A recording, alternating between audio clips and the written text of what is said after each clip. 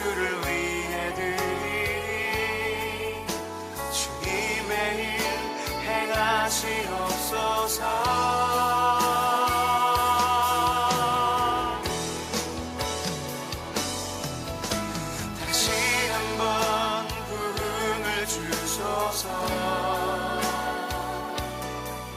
주의 나라가 이 땅에 다시 세워지는 그 영광을 우리 보게 하소서. 주 예수의 영광을 다시 한번 부름을 주소서. 주의 나라가 이 땅에 다시 세워지는 그 영광을 우리 보게 하소서. 주 예수의 영광을 세이 위에 주 따르지 않고 길 위에 주를 따르며 내 가진 것 모두 주를 위해 드리리. 주님의 일 행하시옵소서.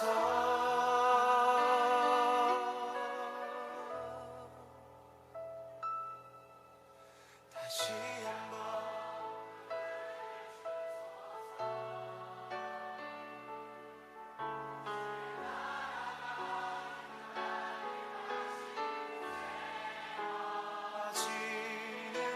그 영광을 우리 보게 하소서.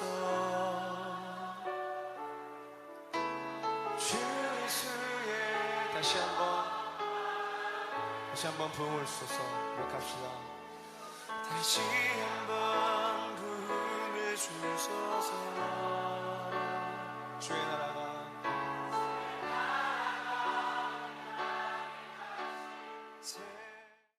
이 3부 예배에 초청되어 오신 여러분들과 또 이 자리에 오신 분들을 하나님께서 마음에 평강 주시길 바랍니다. 아멘. 평강은 참 좋은 겁니다. 옆에 분들에게 하나님께서 마음에 평강 주시기 바랍니다. 인사할까요?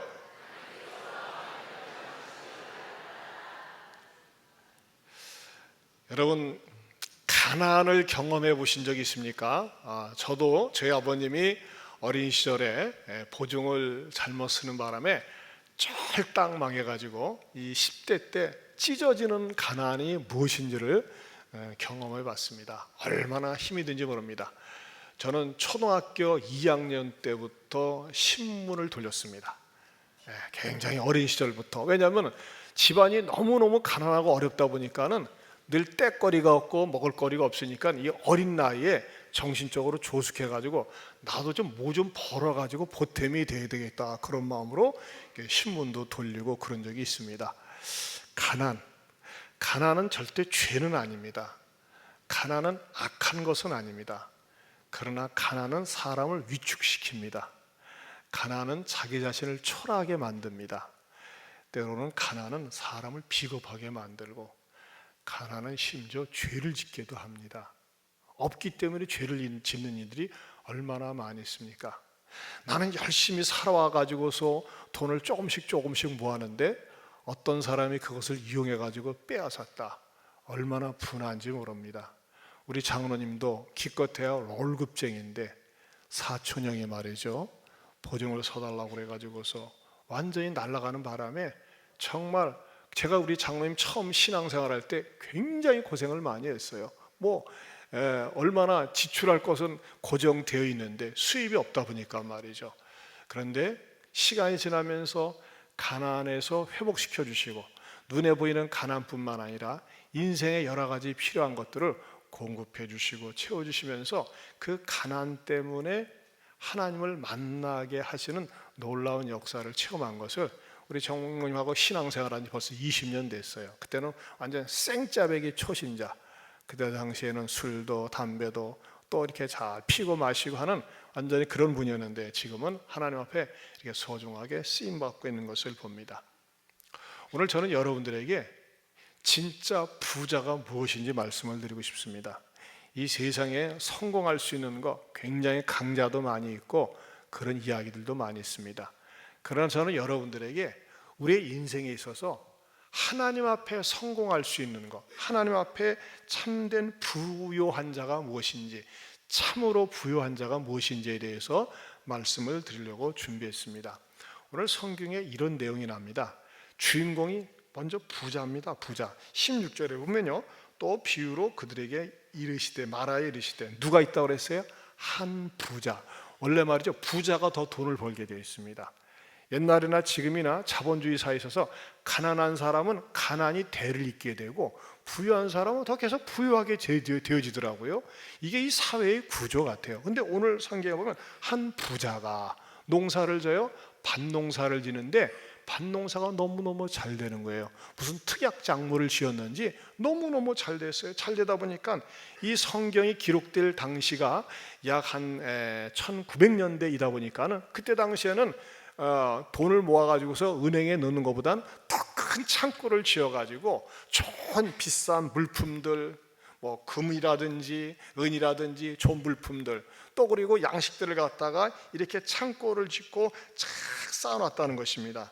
그러면서 그걸 볼 때마다 내가 고생한 보람이 있네, 땀 흘린 노력 보람이 있네 하면서 말이죠, 쌓아놓은 그 재산들과 물건들을 볼 때마다 얼마나 흐뭇하게 했어요. 그러면서 이 사람의 일반적인 바람직한 희망이 뭘까요? 이야, 이제는 내가 고생 뼈 빠지게 했으니까는 편안히 쉬고 놀고 맛집 찾아다니고 구경 다니고 즐기자 하면서 말이죠, 인생을 그렇게 자기 스스로가 다 스스로 정리를 했어요. 뭐 이것이 뭐 무슨 잘못된 겁니까? 근데 문제는 뭐냐면은 그 나름대로 자기가 모아놓고 쌓아놓은 재산을 가지고 내 남은 생에 편안하게 즐기자라고 하는 그런 생각을 가지고 있는데 갑자기 그 사람의 영혼을 되찾는다는 겁니다. 누가? 생명을 주신 조물주가 그의 영혼을 찾는다고 했을 때 도대체 이 사람은 뭐가 되겠느냐 이거예요. 자기가 그렇게 계획을 세워놓고 마스터 플랜을 세워놓고 난 편안하게 즐기며 잘 살고 싶은데 그의 목숨을 갑자기 잃어버렸을 때 쌓아놓은 것이 무슨 의미가 있겠느냐라고 하는 것이 오늘 성경의 본문의 내용이라고 하는 것입니다. 이 사람은 그렇게 생각을 했을 거예요. 고생 끝, 행복 시작. 또 우리 그 주변에 그런 사람이 있어요.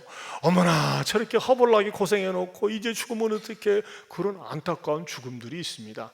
그래서 사람이 말이죠, 죽음의 가난은 내가 선택할 수 있는 게 아니에요. 어느 날 갑자기 불러가면 말이죠, 꼼짝없이 가야 되는 것이 인생이라고 하는 것입니다. 때로는 어떤 분들이 이런 부분에 대해서 반감을 가질 수가 있어요. 아니 조물주가 있다면, 신이 있다면 왜 이렇게 열심히 사는 사람들 부지런하게 살고 또 뭐 하는데 나름대로 그렇게 살려고 하는데 그때 데려갈 게 뭐냐, 하늘도 무심하다, 그렇게 이야기하는 분들도 있다고 하는 것입니다. 그러나 오늘 설교의 메시지의 초점은 뭐냐, 이 세상의 삶이 전부인 줄 알고 사는 그 삶, 이 세상에 열심히 돈 벌고 노년에 노후 대책 세워가지고서 그냥 편안하게 살려고 하는 데만 목적을 둔 사람을 일컬어서 성경에서는 어리석은 자다라고 명명하고 있다고 하는 것입니다. 이 사람은 어리석은 자다. 우리 옆에 분들하고 성경을 한번 보세요. 20절을 보면요, 하나님은 이르시되 무슨 자다? 어리석은 자요 그랬어요. 어리석은 자. 자, 왜 성경에서 이렇게 열심히 살고 내 재산 내가 모아놓고 좀 노후에 편안하게 살겠다고 하는데 이런 사람을 일컬어서 잘 사는 자라고 하지 않고 왜 어리석은 자라고 명명하느냐 이겁니다. 솔직히 기분 나쁩니다. 우리들 대부분도 말이죠, 내가 열심히 노력하고 일하고 편안하게 잘 살고 싶은 그런 나름대로 바람직한 일반적인 소망이 있는데 갑자기 이 사람을 불러가면서 하나님은 어리석은 자다 얘기하는 겁니다. 그러면은 왜 어리석은 자라고 성경에서는 지칭하고 있느냐? 첫째는 나밖에 모르는 사람은 어리석다는 것입니다. 오늘 성경 본문에 이 사람은요, 나밖에 몰라요. 그 17절에서 19절을 다시 한번 보겠습니다. 17절에서 19절 같이 읽어옵니다. 우리 스크린을 한번 보시면 더 좋겠어요. 제가 빨갛게 표시를 해놨어요. 같이 읽어옵니다.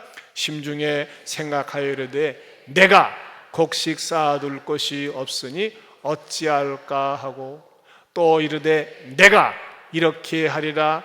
내 곡간을 헐고 더 크게 짓고 내 모든 곡식과 물건을 거기 쌓아두리라. 또 내가 내 영혼에게 이르되 영혼아, 여러 해 쓸 물건을 많이 쌓아두었으니 평안히 쉬고 먹고 마시고 즐거워하자 하리라 하되. 여러분, 이 내용 속에는 말이죠, 이 사람이 죄 지었다는 표현이 전혀가 없습니다. 그냥 내가 열심히 일했으니까 쌓아놓고 놀고 먹고 즐거워하자 그랬습니다. 그런데 뭐가 문제라는 겁니까? 이 사람은 자기가 인생을 살면서 남을 전혀 생각할 줄 몰랐어요. 나밖에 모르는 사람을 일컬어서 제가 이렇게 말을 만들었어요. 나주의, 나만주의. 나밖에 모르는 사람. 이 나만주의의 주의자 속에는 두 부류가 있더라고요. 하나는요, 아주 나쁜 나만주의, 공격적이고 파괴적인 나만주의입니다. 이런 사람은 다른 사람이 고통을 당하건 말건, 다른 사람이 괴로워하건 말건 나만 좋으면 되는 거예요. 이런 사람들이 남을 이용해서 사기치는 거 아니겠어요? 남을 괴롭혀서 내 것으로 만들려고 하는 거 아니겠어요? 이런 사람들이 남의 것을 빼앗는 거 아니겠어요? 이런 사람들은 남을 괴롭히면서 쾌감을 느껴요. 나만주의예요. 여러분, 내 육체적인 쾌락을 위해서 여성을 성폭행하고 괴롭히는 거, 자기는 즐거울지 모르지만 상대방에겐 괴로움을 줍니다. 이것은 아주 악질적인 나만주의라고 할 수가 있습니다. 그러나 여러분, 이 자리에 오신 분들은 그런 분들은 거의 없을 거예요. 오히려 착한 나만주의, 어떻게 보면 소극적인 나만주의자라고 얘기하고 싶습니다. 왜 그러느냐? 나는 말이죠, 내 자식 귀해요, 내 남편 귀해요, 내 아들 귀해요, 또 내가 귀해요. 나는요, 우리 가정과 나 얼마나 귀한지 몰라요. 잘못된 것 아닙니다. 그런데 소극적인 나만주의의 함정이 뭐가 있느냐? 나는 나 자신의 유익, 우리 아이들, 아내, 남편, 어머니, 아버지, 이것만이 좋지 그 외에는 관심이 없다라고 하는 것이 위험하다는 것입니다.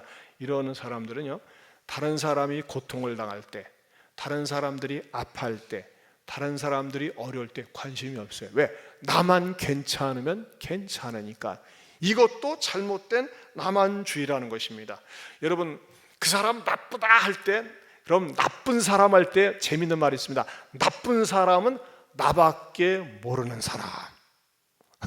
들어본 적 있어요? 나밖에 모르는 사람. 그렇죠? 왜 저 사람은 남을 도대체 배려할 줄 모를까?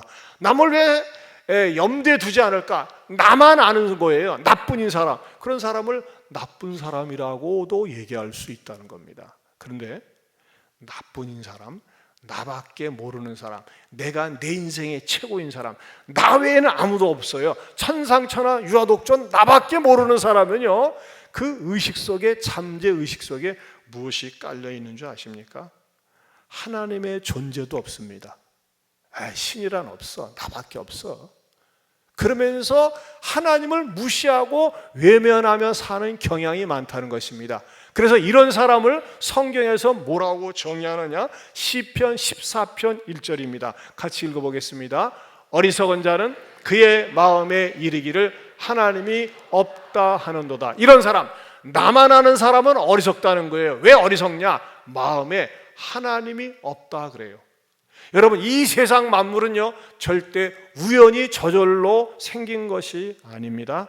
저와 여러분은 아메바나 원숭이의 후손이 아니에요. 누군가 절대적인 존재, 창조주 하나님이 우리를 창조하셨는데 그걸 무시하고 나는 그냥 우리 부모를 통해서 우연히 세상에 나왔지, 신이란 없어, 하나님이 없어, 이렇게 크게 얘기하고 떠벌리는 사람을 일컬어서 성경은 어리석다라고 성경에서 말씀하고 있습니다.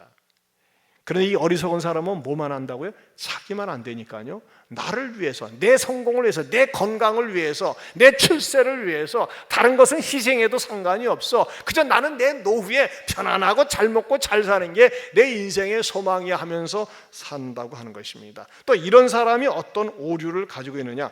두 번째로 현실에 쌓아놓으면 내세도 잘 되는 줄 알았다는 것입니다.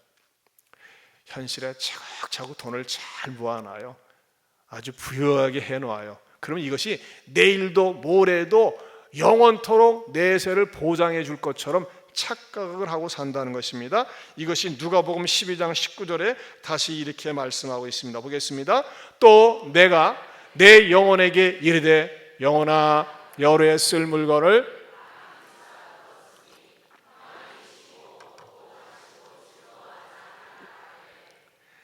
영혼에게 얘기하는 거예요. 이 육신이 내 영혼아 열에 쓸 물건을 많이 쌓아뒀으니 평안히 쉬고 먹고 마시고 즐거워하면서 살자 이렇게 생각을 합니다. 여러분 사람들이 오류 가운데 재산을 많이 모아놓은 사람들일수록 죽는 게 억울하답니다. 아니 내가 어떻게 벌어놓은 건데 어떻게 모아놓은 건데 이렇게 죽느냐 말이야.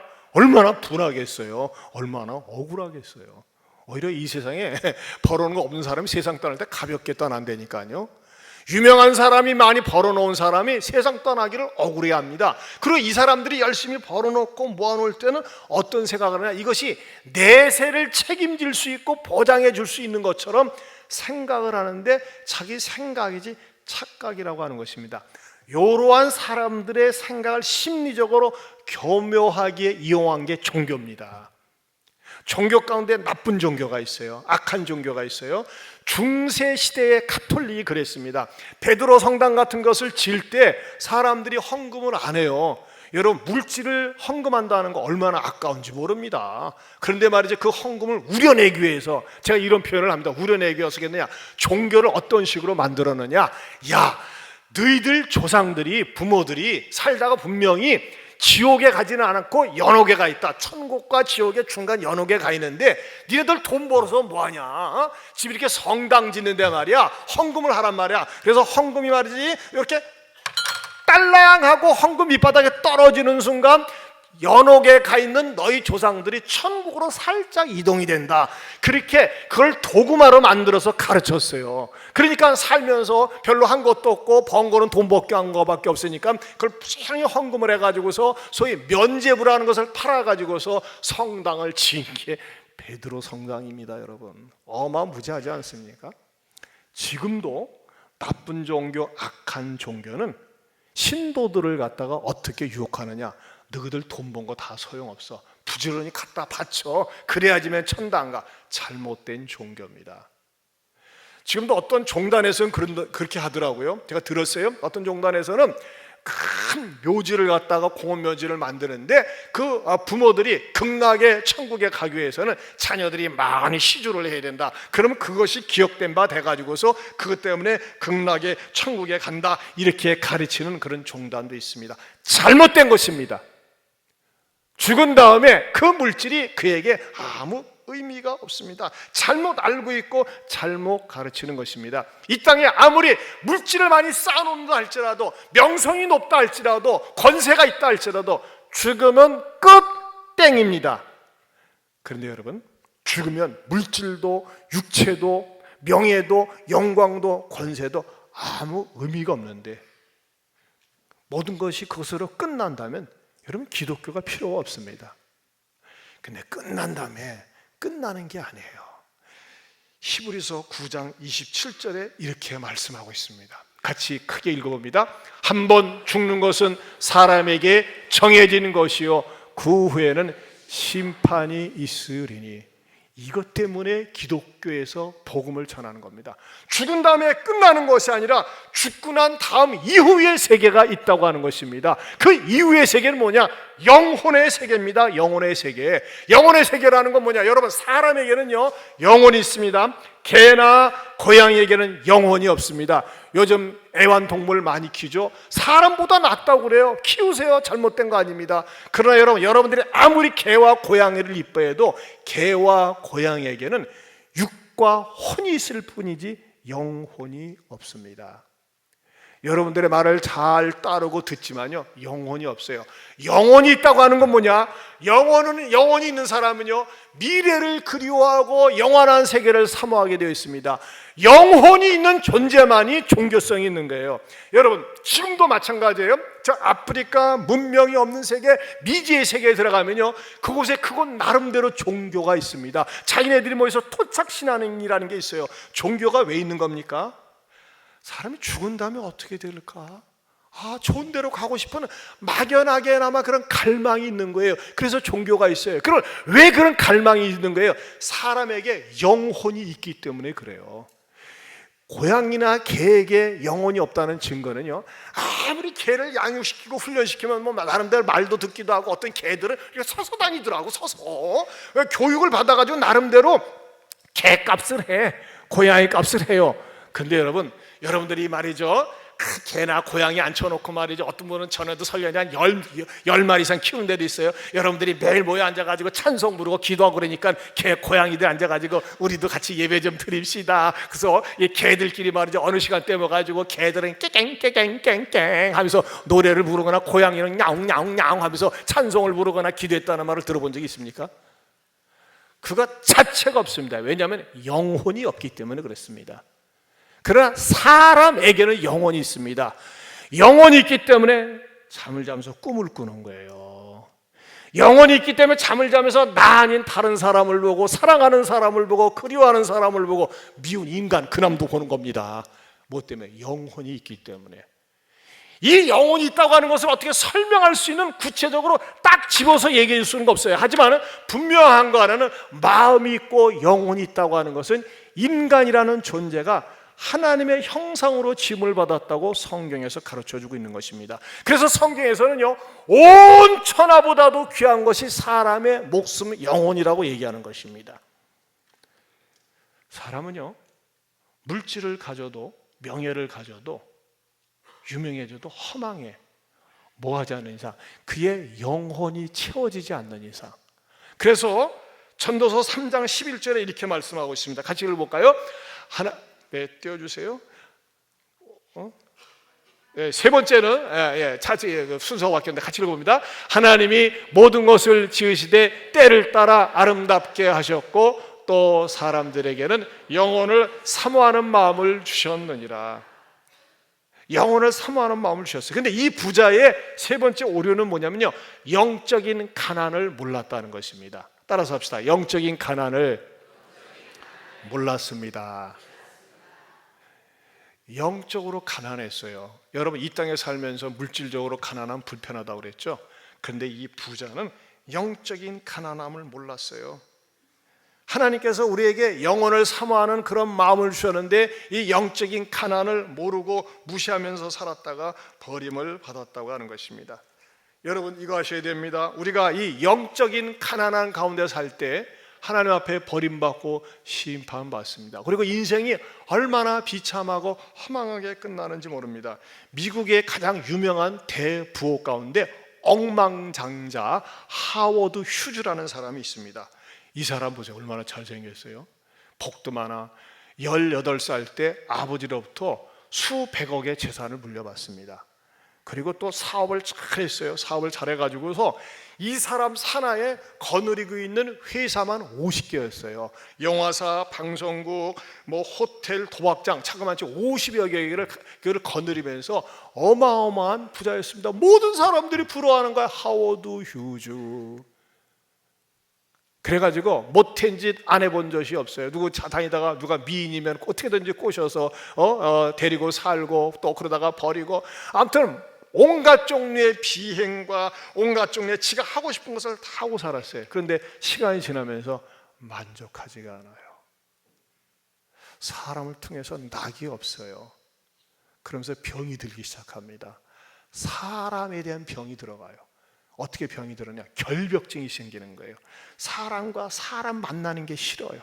그래서 사람을 만날 때 절대 일정한 간격을 두고 만나고, 심지어는 말이죠, 어떤 호텔을 샀는데 그 호텔에 말이죠, 자기가 2층에 있는데 3, 4층에 사람들이 머무는 게 싫어가지고 그 호텔을 통째로 사버렸어요. 그냥 있는 건 돈밖에 없으니까는. 그 정도로 사람들과 어울리는 것을 싫고, 항상 음식을 줄 때도 항상 일정한 간격을 두고 이렇게 멀찌감치 갖다 줘야 되고, 비닐을 하고 갖다 줘야 되고. 그래서 이 사람이 죽기 몇 년 전에는요, 묵인 상태에서 유리관을 만들어 놓고 그에서 살았대요. 유리관에서 혹시 이 공기 속에 오염된 물질이 자기에게 오염을 시킬까 봐. 그러다가 그가 말이죠, 이게 쓰러져 가지고서 자가용 비행기를 윙 해가지고서 이제 병원으로 갔어요. 병원으로 갔는데, 병원에 가서 죽었는데 의사가 진단이 뭐라고 못 들어고 치느냐, 영양실조. 이 사람이 키가 193cm였는데 몸무게가 40kg 나갔어요. 이해가 되세요? 키는 저보다 이따만하게 큰데 40kg 나가니까 얼마나 초췌하고 초라하게 죽었습니까? 그리고 이 사람이 1977년에 죽었어요. 77년에 죽었는데 이 사람이 남겨놓은 재산, 유산이 얼마였느냐? 2조 7천억 원이었습니다. 여러분은 눈 하나 깜짝 안 해요? 그까짓 봐. 2조 7천억 원. 뭐예요? 다 남의 것 되는 거예요. 아무것도 없어요. 그러면서 이 사람이 죽을 때 뭐라고 유명한 말을 남겼어요. 유언을 남겼는데 뭐라고 남긴 게 딱 두 마디였습니다. Nothing. 아무것도 아니야. 아무것도 아니란 게 헛되다 이겁니다. 돈도 명예도 미녀도 권력도 아무것도 아니다라고 그는 고백하고 허망하게 초췌하게 죽었어요. 자, 이 사람의 선조가 있습니다. 누굽니까? 우리가 역사적으로 알고 있는 솔로몬 왕.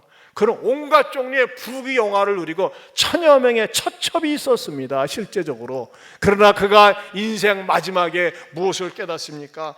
전도서 1장 2절입니다. 같이 읽어봅니다. 시작. 솔로몬이 이르되 헛되고 헛되며 헛되고 헛되니 모든 것이 헛되도다. 아니, 그냥 한마디만 해도 알아들어요. 솔로몬이 이제 헛되도다 끝났는데 헛되고 헛되며 헛되고 헛되니 모든 것이 헛되다. 어쩌다는 거예요? 헛되다는 거예요. 인생이 헛되다는 거예요. 부귀영화도 물질도 쾌락도 다 헛되다는 것입니다. 그러면서 이 사람이 무엇이라고 고백하느냐? 하나님을 경외하는 것만이 헛되지 않다라고 고백을 합니다. 하나님을 믿는 것만이. 여러분 그거 아셔야 됩니다. 내 인생에서 추구하는 물질적인 거, 명예, 성공 이런 거 말이죠, 이 속에서 진정한 의미와 가치를 찾지 못하면 헛되다는 것입니다. 그리고 이 성경 속에 등장하는 부자는요, 그의 가치를 어디에 두느냐? 네 번째로 인생의 가치가 육신에게만 있었습니다. 육신에게만. 물질을 잔뜩 쌓아놓고 말이죠, 그래 고생 많이 했으니까 쉬고 먹고 즐기자, 이것이 인생의 전부였습니다. 여러분 우리들 대부분의 모든 사람은 그렇지 않습니까? 노후가 편안해야 돼. 노후가 편안하게 살아야지, 고생하면서 살지 말아야지, 건강하게. 대부분 거기에 관심이 있어요. 하지만 노후 이후의 세계, 사후 세계에 대해서는 관심이 없어요. 여러분 이거 아셔야 됩니다. 사후의 세계가 있습니다. 사람이 죽고 난 다음에 세계가 있다고 하는 것입니다. 그런데 이 죽고 난 다음에 세계에 대해서 준비 되지 못한 사람, 그 사람을 일컬어서 하나님께 대하여 부유하지 못한 자라고 가르쳐 줍니다. 누가복음 12장 21절입니다. 우리 한번 보겠습니다. 자기를 위하여 재물을 쌓아두고 하나님께 대해서 부유하지 못한 자가 이와 같으니라. 하나님께 대해서 부유하지 못한 자, 하나님께 대하여 가난한 자가 초라하고 비참하고 저주받은 인생이라 이거예요. 그렇다면 여러분들은 하나님께 대하여 부유한 준비가 되셨나요? 여러분 막 가난한 사람은 막 부자 되려고 그래요. 근데 여러분 부자 된 사람은요 얼마나 스트레스 받고 고민 가운데 사는지 아세요? 부자 된 사람들은 예를 들면요, 이상구 박사라고 있습니다. 이상구 박사가요 한때 우리 그 사회에 엔돌핀, 채식주의자 막 돌풍처럼 일으켰어요. 근데 어느 날 갑자기 쑥 들어갔어요. 근데 제가 최근에 이상구 박사에 대해서 이분에 대한 글을 읽고 이분이 말이죠 인터뷰하는 것을 봤어요. 이분은 말이죠 연세대학교 의대를 다닐 때 세르버란스 병원에서 의사 생활을 하면서 하나님에 대해서 항상 멸시하고 무시했답니다. 그리고 이제 거기 의대생들이 성경책 들고 와가지고 병원에 와가지고 전담 꺼져 아이고 뭐 보이지도 않나 하나님 못 들어 그런 거 전해 하지마 재수 없어 하면서 말이죠 예수 믿는 사람들을 핍박하고 멀리하고 그랬습니다. 그러다가 이제 미국에 가서 의사가 돼가지고 성공을 했어요. 어느 정도로 성공했느냐? 잘 모르겠어요. 따로 어떤 분들은 시시하게 볼지 모르지만 저는 굉장한 것 같아요. 벤츠를 일단 2대를 소유하고 있어요. 벤츠. 그리고 LA에 있는 뉴포트 비치라고 말이죠. LA 가장 좋은 동네, 부자들만 사는 동네에다가 자기 집에 수영장 놓고 테니스장 놓고 그 바닷가 보이는 그런 풍경 속에서 이 정도면 성공한겨 하면서 살았다 이거예요. 그러지 않겠어요? 그 동네로 차만 벤츠를 몰고 가면 부럽네, 좋은 동네 사네, 부자 동네 사네, 그런 데서 살았어요. 자 보세요. 직장은 탄탄해요. 박사님 하면서 의학 박사로 병원으로 출퇴근하고 벤치 몰고 집으로 들어가고 수영장, 테니스 기가 막힌 데서 사는 거예요. 근데 딱 갑자기 무서운 생각이 들어가더래요. 누가 내 행복 뺏어가면 어떡하지? 이 행복을 뺏어가면 어떡하지? 그럴 거 아니에요. 근데 누가 행복을 뺏어가? 병 걸려가지고 죽으면 어떡하지? 암 걸리면 어떡하지? 이런 생각이 들어가더라는 거예요. 이게 스트레스가 되고 고민이 되는데 배만 아파도 가만히 있어봐, 이거 내가 위암 걸린 거 아니야? 피곤하면 간암 걸린 거 아니야? 이 스트레스가 계속 몰려오더래요. 막 불안하고 육신적으로는 행복하게 사는데도 마음에 평안이 없고 기쁨이 없으니까 염려, 근심, 걱정이 찾아오면서 말이죠, 스트레스가 되는데 견딜 수가 없더래요. 그 모습을 아내가 지켜보더니 아니 당신은 말이지 직장도 좋고 집도 좋고 기가 막히게 좋은데 왜 그렇게 불안해서 사느냐 그랬더니 솔직히 나 병 걸려서 빨리 죽을까 봐, 빨리 죽어가지고 이 행복 놓칠까 봐. 그랬더니 알아서 좀 기다려가지고 뭔가 쑥삭쑥삭하더니 어느 날 갑자기 말이죠, 속달로 등기로 뭐가 편지가 딱 날라왔어요. 그러면서 이거 갖고 다녀. 그럼 당신 행복하게 오래 살게. 뭔데? 부적. 청량리에 사는 장모님으로부터 부적을 가져왔대. 이거 붙이면은 이 두려움, 근심, 걱정 사라질겨. 그래가지고 부적 500만 원짜리 지갑에다도 넣고 또 가방에다도 넣고 차에다도 넣고 부적이 자기를 지켜줄 것처럼 믿고 살았대요. 그런데 자기가 병원에 출퇴근하면서 가만히 생각을 해도 부족이 자기를 염려와 근심과 질병으로부터 지켜준다고 생각을 하니까 자존심이 상한다는 거예요. 최고 첨단 의학을 달리는 병원의 의사가 이 부족을 신뢰하면서 산다는 게 그게 자존심이 상하고 기분이 나쁘더래요. 그래서 이것을 꺼내가지고 확 태워버리려다가 태워버리다가 암 걸리면 어떡하지? 그래가지고 또 못 태우고 스트레스 받고 있는데 어느 날 말이죠, 어느 목사님이 병원에 오는 거예요. 병원에 왜 오십니까? 뭐 오십니까? 나 목사인데요. 가쇼가. 아이고 나는 목사 같은 건 싫어요. 나는 예수쟁이들 싫어요. 그러지 말고 박사님, 예수 믿어야 됩니다. 예수 믿어야지만이 마음의 천국을 얻고 천국과 행복을 얻습니다. 난 필요 없어요. 그러니까 이 목사님이 떠나가면서 그러면 필요 없는데 이 성경 하나 드릴 테니까 이거 보고 제가 이거 갖고 가라니까. 그래서 이 목사님 성경책을 또 던져놓고 갔더래요. 참 성경 필요 없다니까는 내가 보지도 않을까 해가지고 쓰레기통에 탁 넣으려니까 그러다가 또 암 걸리면 어떡하지? 암의 노예가 돼가지고 뭐 조금만 섭섭하게 하면 부적한테 성경 버리다가 그래가지고 구석에 처박아 놨는데 계속 그 스트레스가 떠나질 않았어요. 내가 이렇게 누리고 있는 행복, 병 걸리면 어떡하지? 암 걸리면 어떡하지? 그러다가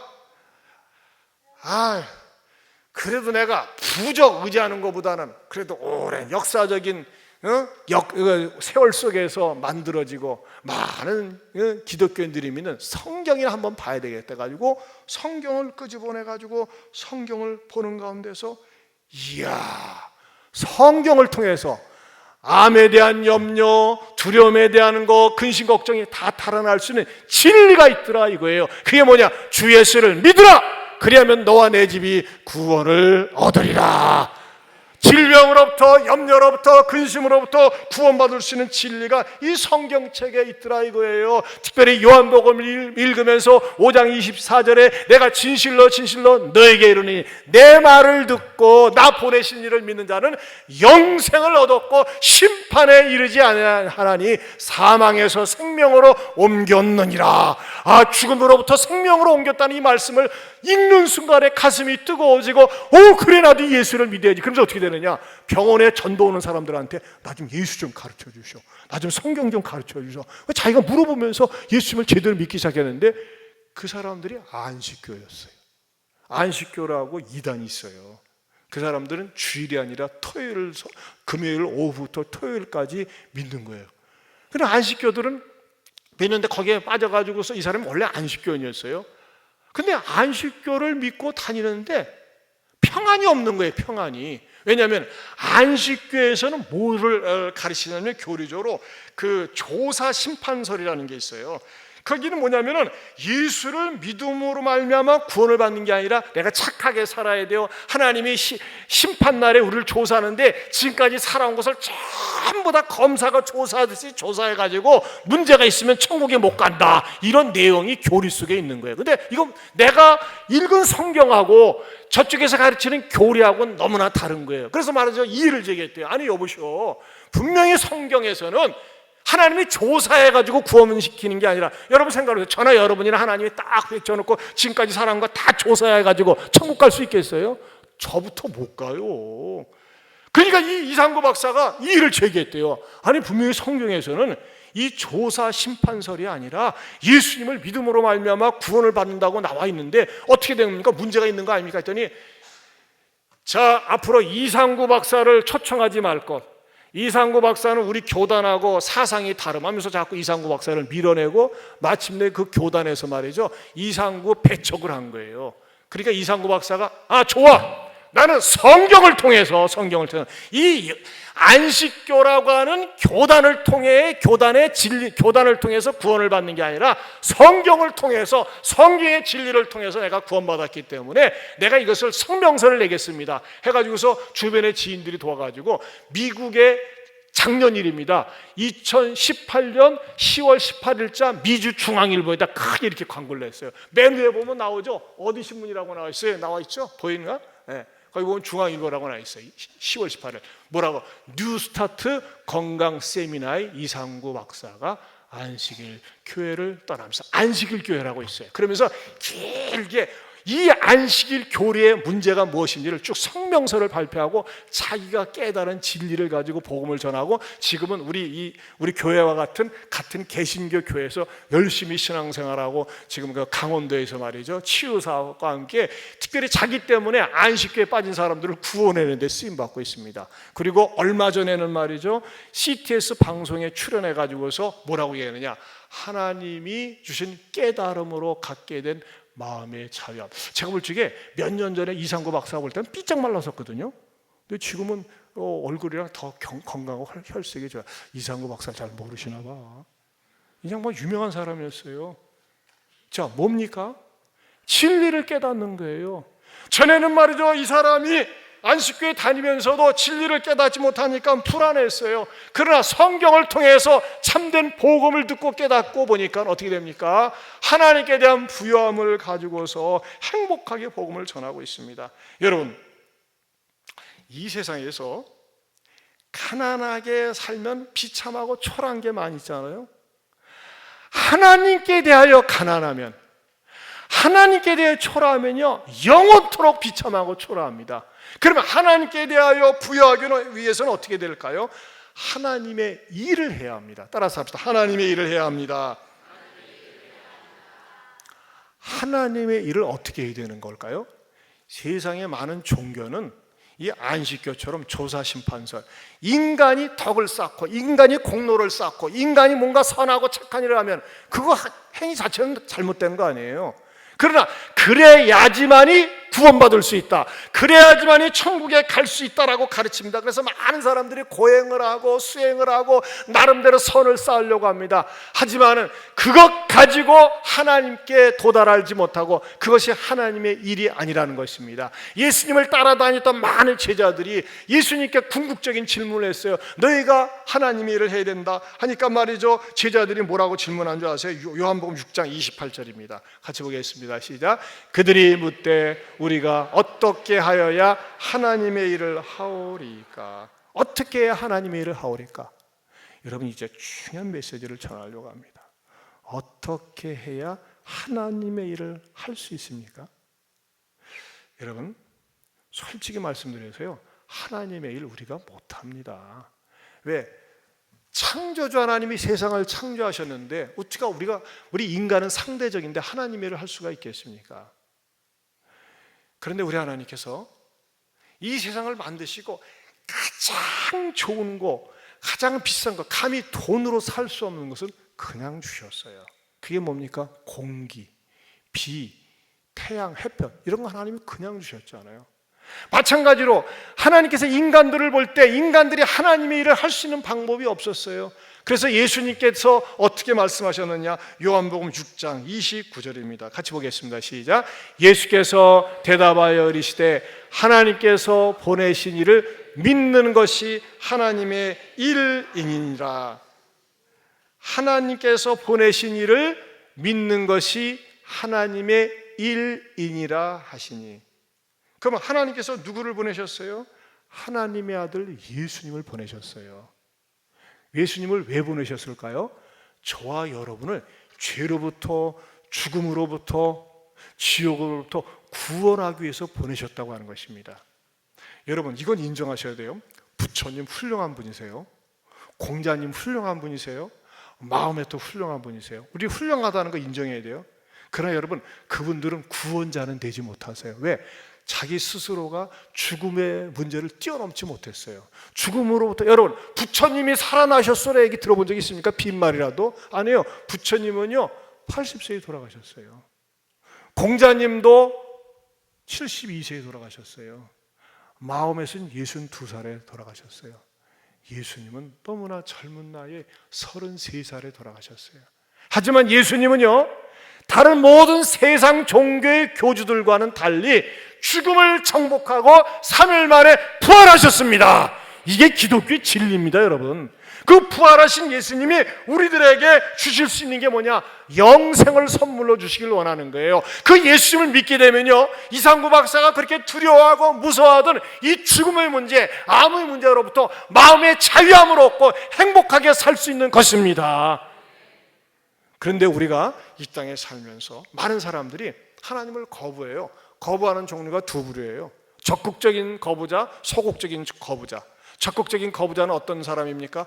아이, 하나님이 어딨어? 아이고, 하나님이란 건 없어. 신을 믿으려면 말이지 내 주먹을 믿어, 돈을 믿어, 나를 믿어. 그러면서 말이지 아주 공격적으로 얘기하는 사람이 적극적인 거부자, 소극적인 거부자.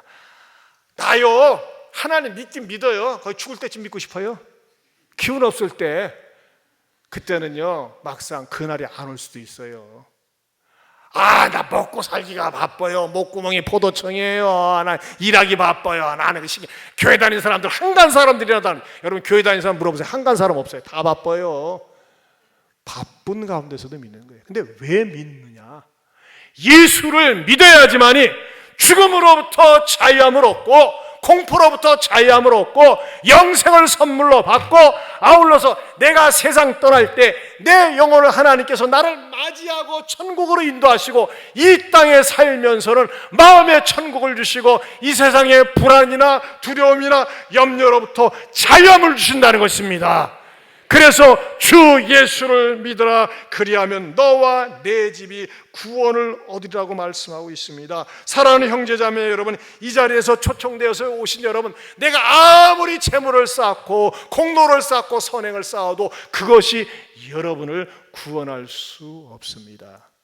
그것만이 인생의 전부인 줄 알게 되면 어떻게 됩니까? 하나님께 대하여 부유한 자가 아니라 가난한 자가 됩니다. 여러분, 가난 좋은 거 아니라니까요. 근데 하나님께 가난해 보세요. 얼마나 비참한지 몰라요. 하나님을 거부하고 외면하는 것 자체가 하나님에 대하여 가난하다는 증거입니다. 나는 안 가난한데 그 가난하다는 증거가 뭐냐고요? 하나님이 싫어. 나는 하나님 믿기 싫어. 나는 내 멋대로 살 거야. 나 믿을 거야. 나밖에 몰라. 이런 사람들이 하나님께 대하여 가난하다는 것입니다. 그러나 이런 사람들, 맞습니다. 나는 내 인생의 미래를 모릅니다. 내일을 모릅니다. 내가 하나님 앞에서 죄인입니다. 내가 하나님께서 나를 죄로부터 구원해 주기 위해서 하나님의 아들 예수님을 보내주셨고 그 예수님을 믿음으로 말미암아 나도 죄로부터 죽음으로부터 구원을 받고 영생을 얻기를 원합니다.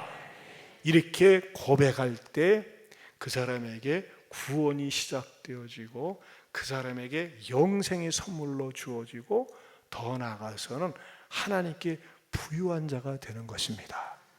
그런 축복이 이 자리에 오신 여러분들에게 임할 수 있기를 축원합니다. 축원합니다.